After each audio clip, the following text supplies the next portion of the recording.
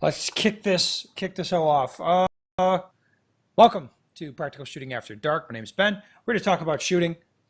On deck today, from the frozen tundra of Nebraska, Mr. Joel Park.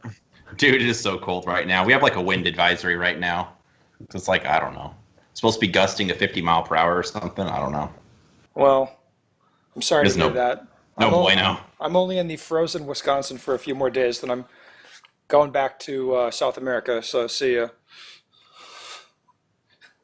Bye-bye. From rainy, was it rainy or snowy Washington right now? Right Mr. now, it's it's sunny. It's been 2 weeks, no rain, no snow. Surprisingly. Yeah, don't get used to that. Mr. But I was at Kim. the SHOT Show too, so. Okay, SHOT Show, yeah. Mhm. I had other things to do during that, fortunately. I don't think I've been to SHOT Show once in my life. How was it? It was an industry circle jerk. It's exactly what you think it is. Kind of imagined. Yeah. I mean, it's not good or bad. It's just, that's what it is. And if I have better things to do, then I have no reason to go. And I usually have better things to do. So, you guys know the rules. Everybody comes here with a topic, something interesting to talk about. And Mr. Kim, I think you have the most interesting thing to talk about right now. Maybe, yes. Yes, the reason why I went to SHOT Show, of course, I was working at Walther Booth, but we came out finally with a all-steel gun. It's 42 ounce. So on the market right now, this is the only steel frame with a carry optic ready. So yeah, I'm shooting a really magical gun. I am posting a review video. By the time this podcast drops, you're going to be able to see either on PSTG or YouTube. The same video? Review video. Well, make a cooler one for PSTG, man. You got to think business-wise. Oh, yes. All right, definitely. Good. PSTG will have uncensored version. Yes. You don't swear anyway, you dink. No, but there's something really funny that I'm making for PSTG members. Okay. Well, Yes. I like that. Now you're getting me hard. You're getting me excited. Yes. All right, so But anyhow, I shot the doubles drill with this, and I shot today 2-inch group, 14 rounds at about 17 splits. So it's very easy at 5 yards, by the way. Yes. Okay. Very easy. I hardly have to work or return the gun. There's not much flip in the first place, so it doesn't feel like I have to like push the gun down or return a lot. So easy. all right, so let me address the two questions that people probably have. Mhm. All right, number one, how is it to transition and draw? I mean, it's heavier, of course. Yes. For the transition part, I didn't find much difference in the timer because I changed my transitioning style. So a long time ago, first 2 years, I was transitioning as if I would stop the gun instantly on the target. So like the whole time, I'm just keeping that maximum speed of the gun movement and then try to stop exactly without decelerating. So that didn't work really well because there's momentum. It's like crashing a car on the wall, but trying to stop right before. There's too much speed. So if I used plastic gun at the time, it felt like I was able to stop the gun a little better because I'm trying to stop instantly without decelerating. But right now, I have a clear deceleration before actually it comes to a stop. So I don't feel any difference in time. And the bigger mass doesn't really make me feel different because I have that deceleration area. And the draw part, right now, my holster is not here, so I can't really tell about the draw part very well. Oh, it's a different holster? It is. Interesting. I didn't know that. I thought they just made a steel framed. That was going to be my question also. I thought it was the same gun, just steel frame, basically. Oh, but the thing is, the dust cover extended all the way out, but the plastic model is not all the way out. So Gotcha. I try to cut the holster to fit the gun, but now it's like wiggling left to right, so it's not really safe to use it. It's like pushing the magazine button and all that stuff. How many of the guns did you get? Do you have 2 of them? All right. So to learn a new gun, like gun handling and stuff, since the guns were so much alike, did it really take you a lot to learn? Like, I guess you don't have a holster, but reloads and stuff? It actually has different grip size. Oh, It's okay. thicker, wider. Front to back width is about the same, but side to side, it's got a grip panel. The old plastic ones don't have the panel, so you have to either change out the back strap, and that's the only option. But now there's gonna be like different sizes, and you can just pull out the grip panel kind of thing. So the factory grip panel definitely has slightly thicker grip. So I need to twist my gun when I punch the reload release button, mag release. So I really have to like twist it. Before I just have to move my thumb to punch it out. And because of that, I used to have, so basically when I first shot, I couldn't grip like before and have the same direction of the force. So if I grip in the same way, my palms are contacting more onto the side panel. So I was having basically more side to side pressure than the front to back. So I had to adjust slightly to actually create more front to back pressure on the gun. But it did take me maybe 1,000 rounds to like really be good at it. Just like the plastic gun, basically. That's pretty quick, though. Yeah, Relatively. it didn't take much time. I was just messing around with that repositioning and how I feel on the pressure directions. So I didn't really have to fire a lot of rounds to figure out the direction. I just had to like mess around and grip and what kind of direction do I feel in the hands kind of thing. Yep. And I think it's worth bringing up, you're not a stranger to shooting metal guns either, because you shot a stock 2 for quite a while, so... Yeah, first year CZ, second year stock 2. So, yeah, you're familiar with shooting metal guns again anyway, so... Then the other question about your gun would be the cost, Kim. Yes, the retail is $13.99. So at street price, what, like $1,200? Yeah, but not right now because it just came out. End of the year, it should go down. It's basically $100 more in retail price than Shadow 2. So, All right, so what would you say? Like, shoot us straight. Worth the money or no? definitely worth the money if you should carry optics for sure. Because once you buy like stock 2, Shadow 2, you have to mill it out. And once you mill it out, there's no going back. Yeah. Is that gun good to go out of the box? Then, like, are the sights that come on it, are they good then? Yes, I am using the factory setup. I'm going to be using the factory setup the whole time. The front sight is a 0.1 inch, the popular size on the market, but the fiber is out on the market. Like the Dawson front sight has 1 millimeter fiber thickness, but this one has a 1.5. So the thickness of the front sight is the same, but the fiber is just bigger fiber. And the rear sight is adjustable stuff. Okay. Yeah, pretty much ready out of the box. Yeah. Yeah. Mm-hmm. So the other question I suppose I would have is availability. Are they going to be hard to find? I imagine so the first year. It's sold out in like a couple days of launch, but the second shipment is pretty soon in February. So right now, Carry Optics has 500 production rule. We already reached 500. It will be reaching 2,000 number to be able to shoot in production legal. It'll be late March or beginning April is the plan.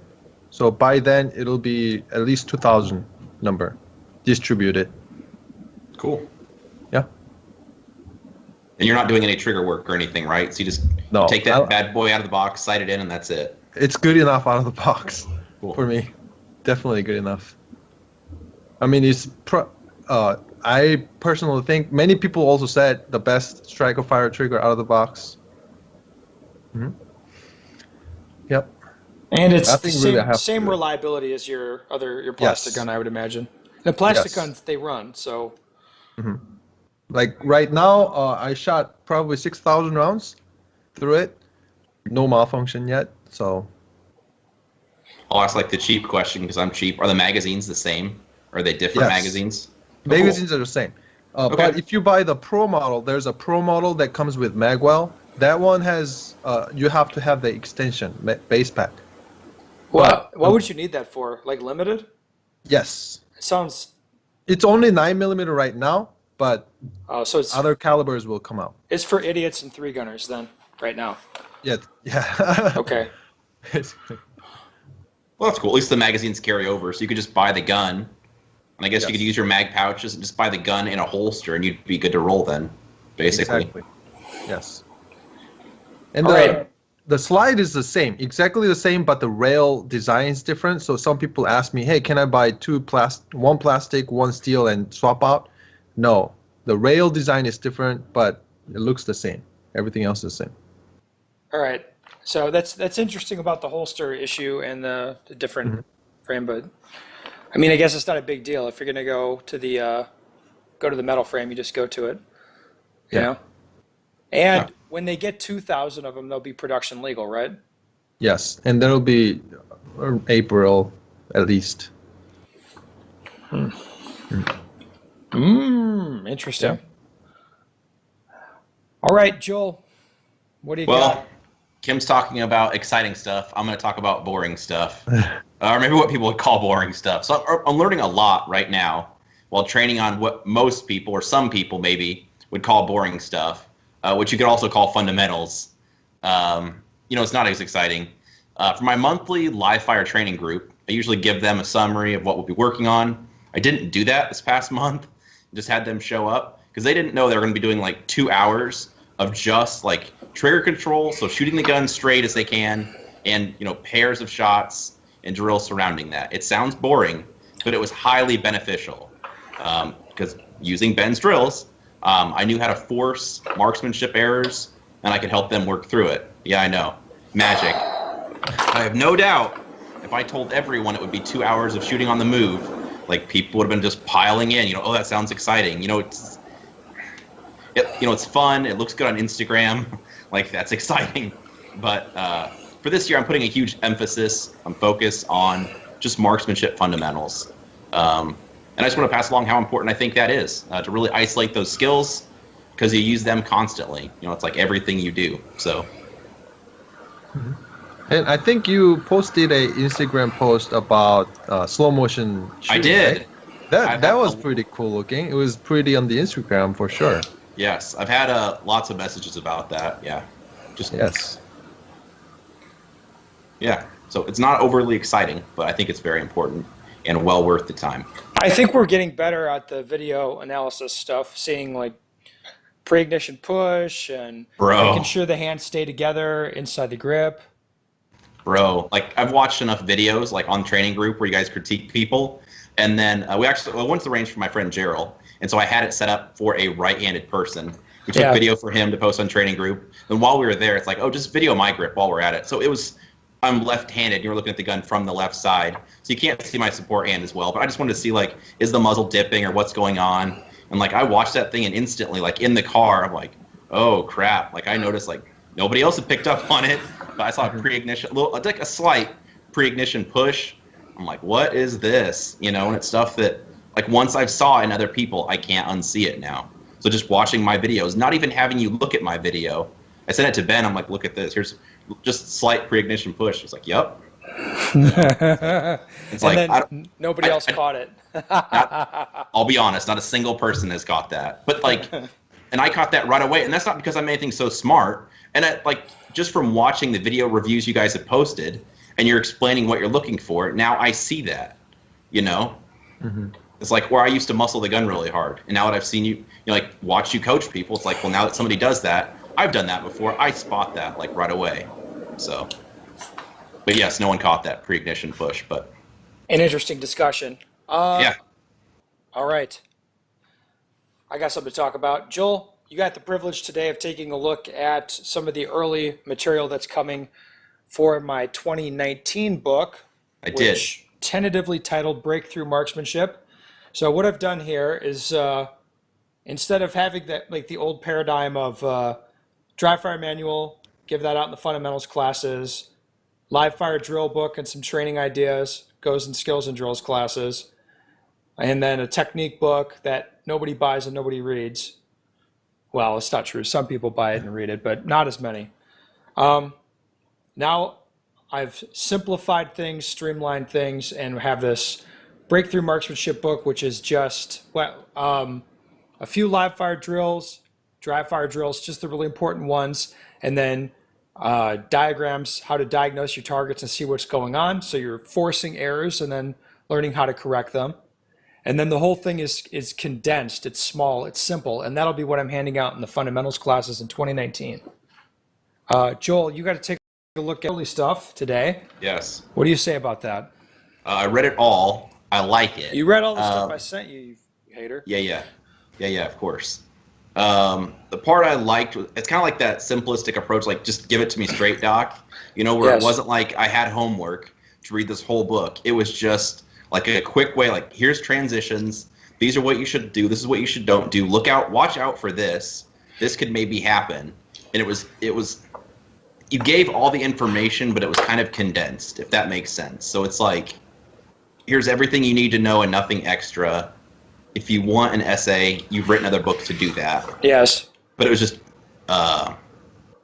very easy to understand and really a very simple approach. And the new thing is the diagnostic diagrams. So I'm pretty good at spotting that stuff now, looking at people. And I think anybody can understand the diagrams. And the part that people can't really, that you need an experienced eye to understand, is the way that things layer on top of each other. You know what I mean?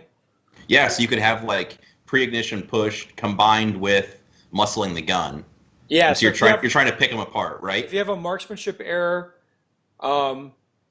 combined with transition errors on a stage, you really have to understand everything that's happening in order to see what's going wrong, if that makes sense. For sure. Yeah. Yeah. So layering stuff is where it takes a lot of experience to see what's happening.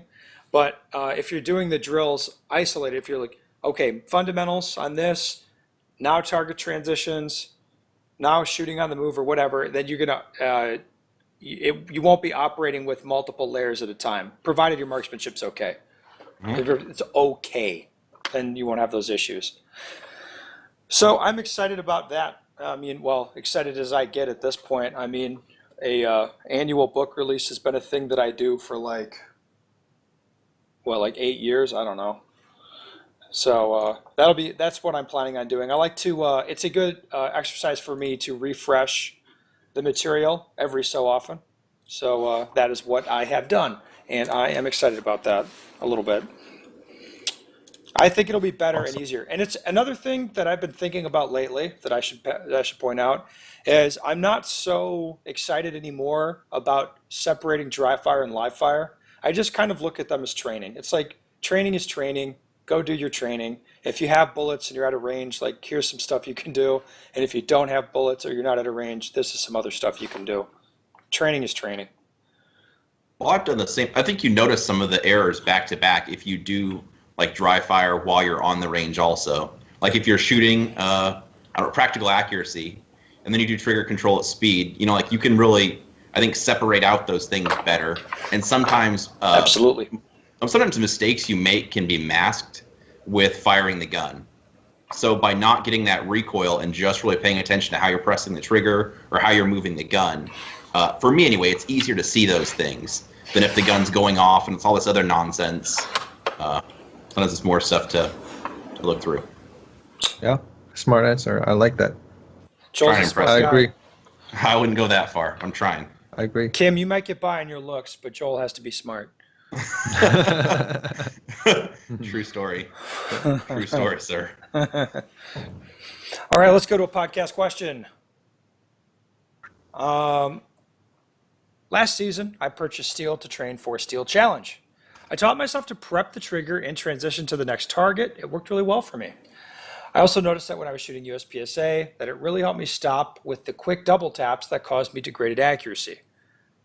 So I added 2 metric targets at 7 yards, and a 10-inch steel plate at 15 yards, and some other targets far away. Okay, so a target out to 28 yards, an A-zone target, a steel one.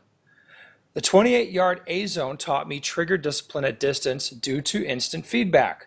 I shared that with a friend. he said I should be using paper only to learn to call my shots. I'm second guessing my training method now. Thank you for any input. So I guess the core of the question is it okay to use steel to learn to call your shots? Or should you be using paper? Kim, you or me? Yeah. So for setup wise, so paper, if it's a 20 whatever yards, you can't see the hits. So if you are in the beginning phase of developing your marksmanship, etc., steel target can be very efficient in terms of reducing your range time. So you don't have to pace, you don't have to go check, kind of thing. But then there is a time where you want to make sure that you are able to consistently execute it. What I mean by that is if your technique is solid or you're just hitting it by luck or your tension changes, your trigger control changes. So steel target may able to like give you the ding sound, but it doesn't really actually give you how tight the groups are and how much percentage you have like outlier shots, so misses basically. So in order to really tighten those groups at the distance, you eventually have to go to the paper target because you're not going to be seeing, oh, how tight was that group? If I felt gradual pull versus slapping technique, hey, how much group size can I produce with that kind of trigger pull? So you are getting more data out of paper, but in the beginning phase, I say for saving time, for resetting paper, it's okay. But eventually, you really need to shoot paper in order to collect more detailed data. All right, get it out of the park. You don't even need us here. The only thing I would say for shooting distance is I strongly dislike using the full-size USPSA targets because you hit it anywhere. Like it could be a delta and you get a ring. Like this guy, if you're using like the A zone steel, I think that's fine. Or the small, like the 8-inch circles, I think that's great. I would be cautious of using really big steel just because like you get a ding anywhere. You're like, well, I hit it. Like who knows? But other than that, that's the only thing I'd have to add. Other than that, money. I've got two things to add. Well, one thing, but it's kind of two separate ideas. Steel can distract you with the sound or the lack thereof, or you think you heard a thing that you didn't hear, or whatever. And you guys know what I'm talking about. You get an edge hit on a steel that it's like the popper's not going to fall and you need to re-engage, but you heard a sound, and that can cause problems. Or you hit a popper dead center, and for whatever reason, you don't hear anything. Maybe there's something going on in the bay next door, whatever. So there can be distraction that comes with the sound from steel. And very close range paper, you're going to be seeing your holes appear in the target, and that also can be distracting. Okay, you do need to learn to call your shots in all situations, and I would say long steel targets especially and very close range paper targets especially are going to give you a lot of distraction. So having a rule like don't use steel, like no, you do have to learn to overcome the distraction of the sound. All right. And close range paper, again, everybody likes to do shot calling on long paper targets. I mean, I get that. That's a good way to start. But you do need to learn to call shots on close range paper targets and not get distracted by seeing your holes appear on the target. Not be looking over your gun at the holes on the target, for example. So be sure you're training in those situations as well. I was just going to say shot calling, actually, after I said I didn't have anything else to share, where like you wouldn't want to just shoot at 30 yards until you get the ding to move on. You'd want to like, you see that sight lift, like, yeah, that was there. I know that was there. Or, well, I'm not sure. Nope, no ding. Bang. Like, well, you just keep shooting till you get the reaction you want. Because if that was, a paper target, you need to know where those shots go. So. Yeah, I don't use active hearing protection. I don't want to be able to hear anything going on, especially behind me. But any sound coming off of steel is just a backup. Yeah. I find that distracting. So I don't like that stuff. Well, I think he's on the right track. Yeah. All right, guys. Thank you so much for coming on. Listeners, if you have a question you'd like the answer to, if you want Handsome Kim or Joel the Brain to address your question, go to bensteger.com, send me your question. We'd love to hear from you. That's it.